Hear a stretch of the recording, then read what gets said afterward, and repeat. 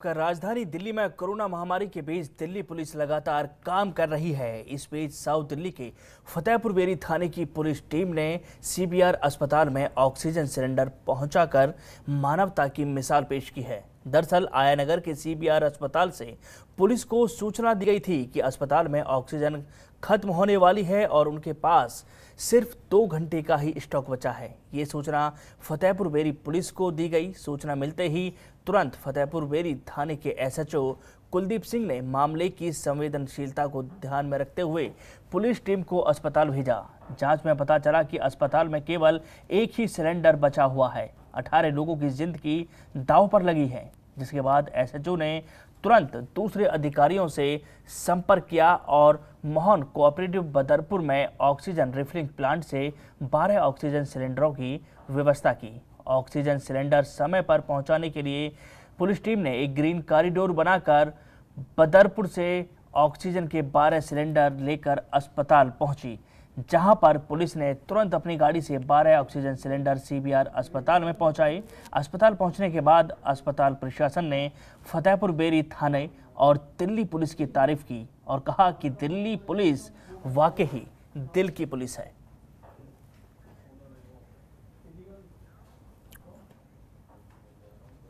और बढ़ते आगे, दिल्ली में इमरजेंसी सेवाओं के लिए कैट्स एम्बुलेंस 24 घंटे तैनात रहती है और इन एम्बुलेंस में भी इन दिनों ऑक्सीजन नहीं है। साथ ही अगर ऑक्सीजन का कोई प्रबंध करके ये मरीज अपनी गाड़ी से ले भी लेते हैं और कोई भी अस्पताल लेकिन इन सरकारी एम्बुलेंस से आए हुए मरीज को लेने के लिए तैयार नहीं है, क्योंकि अस्पताल में बेड और ऑक्सीजन नहीं होती है। वहीं कैट्स एम्बुलेंस इन मरीजों को लेकर 5 घंटे तक एक अस्पताल से दूसरे अस्पताल घूमती रहती हैं। दरअसल ये मामला दिल्ली के कोविड-19 स्पेशल बुराड़ी हॉस्पिटल का है, जहां बुराड़ी हॉस्पिटल की शुरुआत कोरोना संकट के दौरान की गई थी और इसमें कोविड-19 के ही पेशेंट भर्ती हैं और यहां पर कैट्स एम्बुलेंस की गाड़ियां भी तैनात की गई हैं। वहीं जब सरकारी कैट्स एम्बुलेंस की गाड़ियां कोविड-19 के संक्रमण में कम पड़ गई तो ओला उबर जैसी कंपनियों की गाड़ियां इसमें लगाई गई हैं, लेकिन इन गाड़ियों में काम करने वाले कोरोना वॉरियर्स भी काफ़ी परेशान हैं। इन कोरोना वॉरियर्स का कहना है कि इनके पास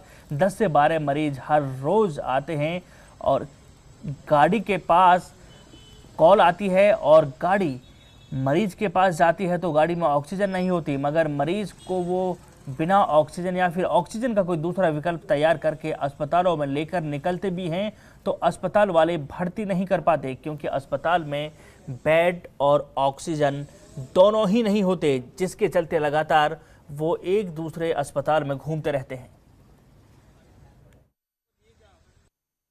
बुराड़ी इलाके की मैं बुराड़ी हॉस्पिटल में मौजूद हूँ। इधर आप देख सकते हैं कैट्स एम्बुलेंस है यहाँ पर जो दिल्ली सरकार द्वारा चलाई गई हैं, लेकिन आपको बता दें जब तक कोविड नहीं था, जब तक ये एम्बुलेंस अपने जो समय सीमा थी उसके हिसाब से चल रही थी। अब लेकिन अनलिमिटेड चल रही है और जो कोविड है वो कोविड के पेशेंटों को डेली लेके आना जाना करते हैं। इन्हीं से बात करते हैं कितनी समस्याएं हो रही है। सर, कोविड वाले पेशेंट पहले कितने थे और अब कितने हैं और कितनी दिक्कतें होती हैं? देखो, पहले तो अभी कुछ टाइम पहले तो कोविड का मतलब महीने में 4-5 पेशेंट कॉल आती थी कोविड की मुश्किल से।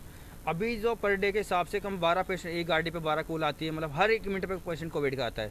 जैसे हमको यहाँ से एलएनजे पे जहाँ टाइम लगता है ना, वापस आए फिर कॉल मिल जाती है, तो दिन में 12-13 कॉल आ ही जाती है कोविड की। और वो कॉल हमको लेना पड़ता है, क्योंकि हमारा कंट्रोल है। हमको मना भी करते हैं कि सर हमारे पास में वहाँ हॉस्पिटल नहीं है, ऑक्सीजन नहीं है, बेड नहीं है, लेकिन कंट्रोल बोलता है आपको पेशेंट लेना पड़ेगा, छोड़ना पड़ेगा। फिर भी हम लोग लेते हैं सर, हॉस्पिटल में लेते नहीं है, ऑक्सीजन है नहीं। आप काम कर रहे हैं, रात दिन लग रहे हैं, तो आपके परिवार में तो कभी आपको डर लगता है, क्योंकि कोविड वाले मरीज ज़्यादा हैं, सब लोग उनसे बचते हैं?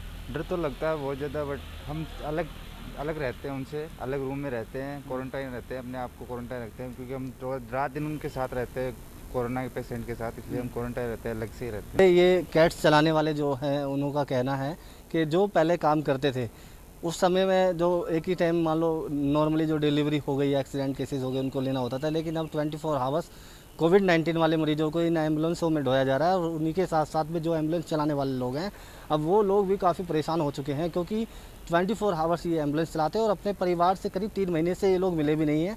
जिसकी वजह से अब इनको काफ़ी समस्याओं का सामना करना पड़ा है। हालांकि दिल्ली सरकार इनको तमाम कॉस्ट्यूम कोविड-19 से बचने के दिए जाते हैं, लेकिन जो इनका मेहनताना है, जो इनकी तनख्वाह है उसकी बात करें तो वो अभी भी 16,000 कुछ है। ज़रूरत है ऐसे कोविड काल में जिस तरह डबल ड्यूटी इन लोगों से कराई जा रही है तो दिल्ली सरकार इनकी सैलरी को भी बढ़ाने का कोई प्रावधान करे। नसीब अहमद, जनतंत्र टीवी, बुराड़ी।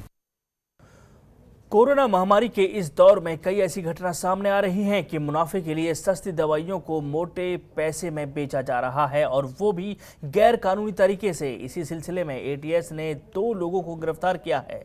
पुलिस के मुताबिक एटीएस को गुप्त सूचना मिली थी कि 2 लोग क्रॉस रिवर मॉल के पास आने वाले हैं। एटीएस ने टीम गठित की और मॉल के पास पिकेट लगाकर चेकिंग शुरू कर दी। रात करीब 8 बजे होंडा सिटी कार को लेकर जब वो लोग आए तो मुखबिर द्वारा उनको पहचाना गया। तुरंत पुलिस ने रुकने का इशारा किया। पुलिस ने चेकिंग के दौरान उनके पास से 2 पॉलीथीन बैग बरामद किए जिसमें 17 रेमडेसिविर इंजेक्शन मिले।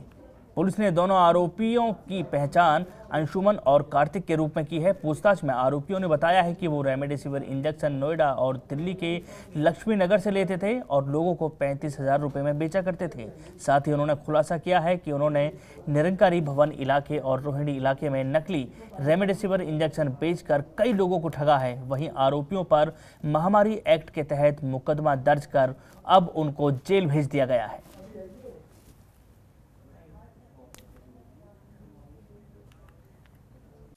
खबरों के निष्पक्ष विश्लेषण के लिए सब्सक्राइब करें Jantantra TV and press the bell icon. Never miss any update.